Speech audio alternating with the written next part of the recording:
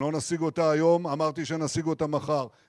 Premier ministre israélien, Benjamin Netanyahou, menace de lancer une attaque contre les centrales nucléaires iraniennes, même si les États-Unis parviennent à un accord diplomatique avec Téhéran, ce qui intensifie la crainte au sein de l'administration du président Donald Trump qu'une attaque israélienne surprise puisse compromettre les négociations nucléaires en cours, selon un rapport du New York Times.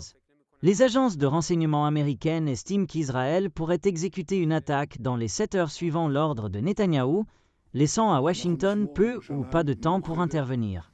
Le fossé grandissant entre Trump et Netanyahou pousse désormais à des discussions urgentes de haut niveau entre des responsables des deux pays, souligne le rapport. La perspective d'une attaque militaire israélienne contre les centrales nucléaires iraniennes, sans coordination ou sans tenir compte d'un accord négocié par les États-Unis, marquerait une rupture sérieuse dans l'alliance de longue date entre les États-Unis et Israël. Pour Trump, le risque est double, l'échec des efforts diplomatiques pour freiner les capacités nucléaires de l'Iran et le déclenchement d'un conflit régional plus large provoqué par une opération israélienne. Selon le rapport du New York Times, Netanyahou a ordonné aux responsables de la défense de poursuivre la planification d'une attaque contre les infrastructures nucléaires iraniennes, que l'accord États-Unis-Iran soit finalisé ou non. Les options envisagées vont d'attaques limitées et ciblées à des opérations plus larges sur plusieurs jours, dont certaines pourraient se dérouler dans des zones densément peuplées.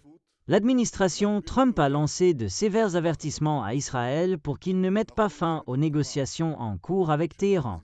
Mais les inquiétudes restent fortes à Washington.